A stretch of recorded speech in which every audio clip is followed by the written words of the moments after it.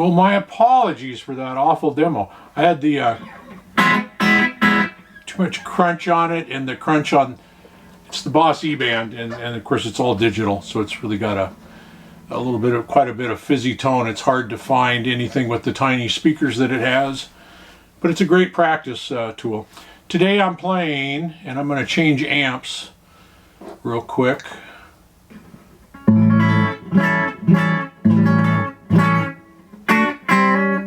Well, that's got a little bit of crunch, but it's not too bad. I'm playing a Gibson. It's my Les Paul. And what I did was I took my jigsaw and I cut it down to size so it's smaller. And I stretched the neck a little bit. Yeah, that's the ticket. It's not a Les Paul. It's the closest thing to a Les Paul I've ever actually had, I think. Well, maybe not. I might have had some other brands that were Les Paul-like. But this is a Gibson Nighthawk, 2011. You see it called a Gibson Nighthawk Studio, and sometimes it's a Gibson Nighthawk Studio 2011, because they made it in 2011. They've made all sorts of variations of this, including an Epiphone version that was actually pretty cool.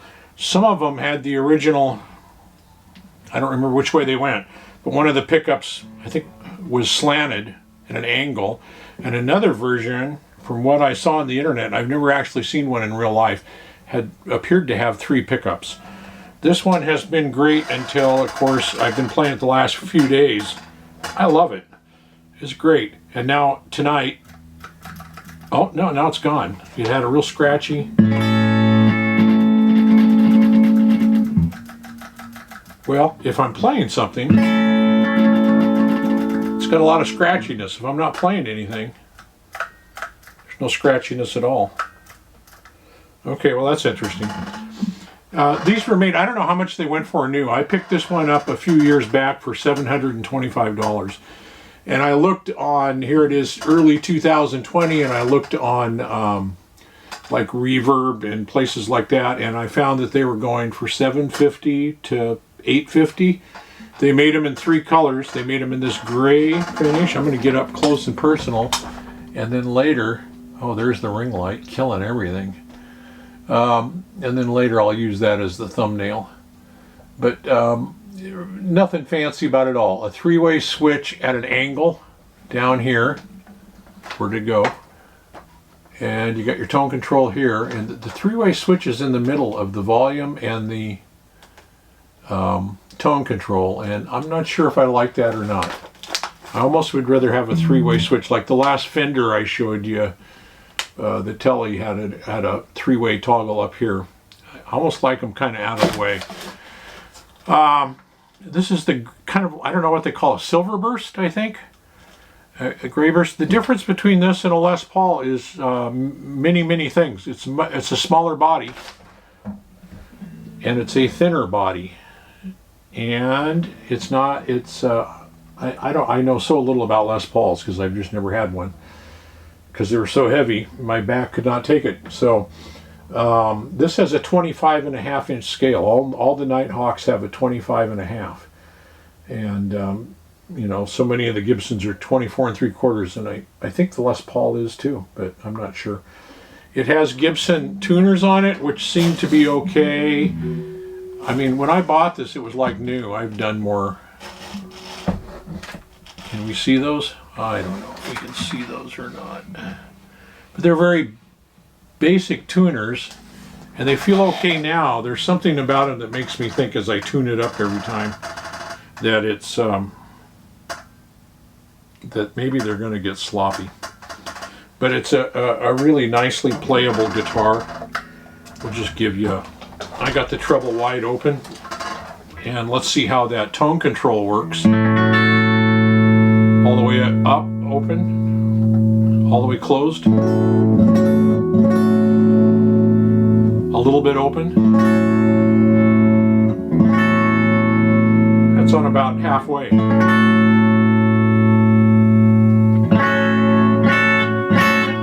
Yeah, so it actually works. It works from wide open to about halfway down, and then it goes to pretty much muddiness.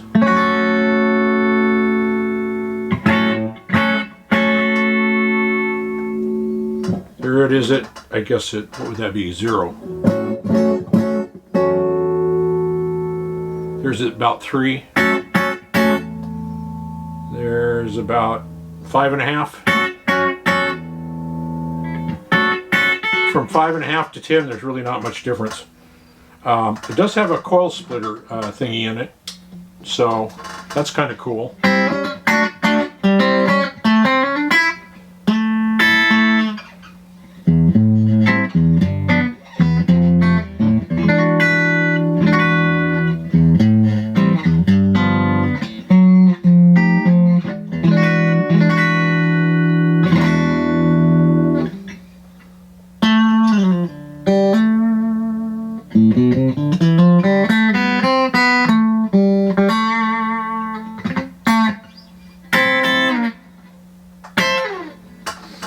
I don't know what the neck material is made out of. If it's rosewood, it's really the nicest rosewood I've seen in a long time.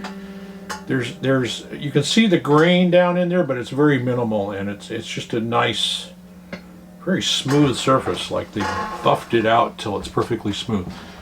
So I looked up the serial number, and it says this production was November 23rd of November 2011. According to the serial number. That's pretty cool. And it was manufactured in Nashville. And these have Burstbucker 1s and Burstbucker 2s. And a little bit I read on them. They're just a humbucker. Originally meant to kind of take the place of a PAF. Recreate the best of PAFs with 3 different models. And all 3 have unbalanced coils. Less turns of the wire on one coil than the other, which results in a tonal bite. This is from the, I don't know where that's from. That's not from the Gibson website, I don't think. Anyway, it says the Burstbucker 1 is, and I'm assuming that's in the bridge, no, that's in the neck maybe. I don't know. Slightly underwound with medium output, and the Burstbucker 2 is slightly hotter. That's probably the bridge. And according to Gibson, the output of the Burstbucker 2 is closer to that of a 57 Classic. I do not know my Gibson pickups, my humbuckers.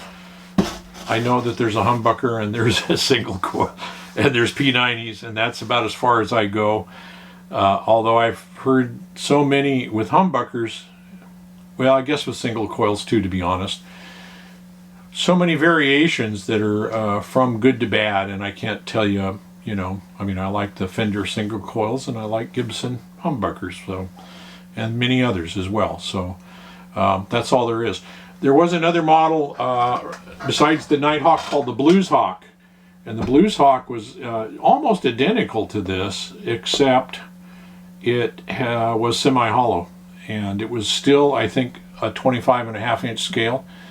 I would love to get my hands on one of those somewhere. They go for a little more. Oh, I know, I was going to say, these go for around $750, $850. They came in this gray burst, silver burst.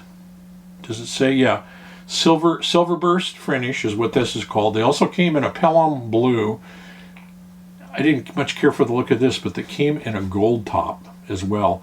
And the gold tops go for about from what I could tell on the few I found out there, go for about $100 to $200 more naturally. And if I had my choice, it would be a gold top, even within this. But I love this because I don't know what the weight is, but it's not Les Paul, I'll tell you that. It's just got a thinner body. It does have the billy cut, and it's got an access thingy back here, and it's string through, and I like that, and everything about it I like, and it's not super fancy, but it's really pretty nice. It has a nice gloss finish. They at least put a finish on it. It's got a black back, so there's no wood grain to look at there. It's pretty much still in mint condition. I can see I've given it a little buckle rash, but not much. Can you hear that noise? We'll see what happens when I turn it back to humbuckers. There you go. And that's why a lot of folks like something like humbuckers. They don't have to fight that noise.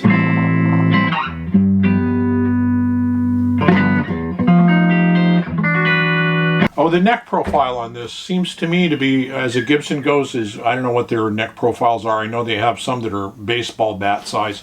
That's not this one. This is just a very nice, I wouldn't call it real thin. I'd call it nice. It's just like, it's like what I remember Gibsons being. So anyway, and the binding is nicely done. I looked all over it earlier, and there's just nothing to argue with on the binding. So.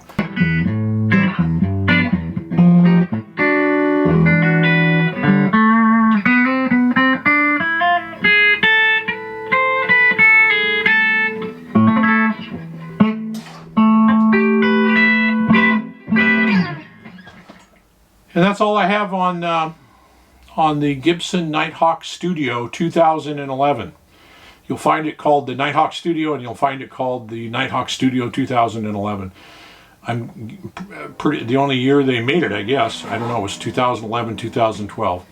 So, yeah, because I looked that serial number up, and while this one says November 23rd, 2011 on this serial number calculator that I found on the internet, the other one said it was made in 2011, 2012. It gave a spread of time. So, yeah, and the blue, did I mention the Blues Hawk? It goes for even more yet than even, the gold tops can go for 800, 900 in there. I've seen them at 1,000. And the Blues Hawk, the semi-hollow body one, will go for 800 to 1,000, sometimes a little more. So, I don't remember what pickups they have in them, but I don't have one, so I don't care.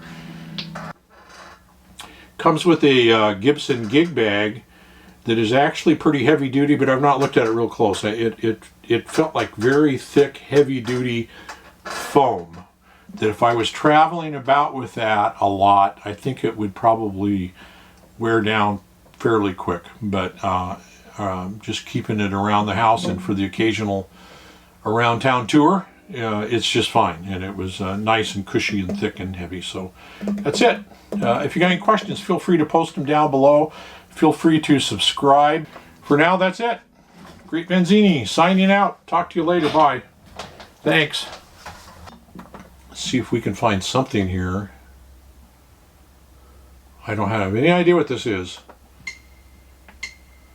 I have no idea what key it's in. Oh, it's one I made.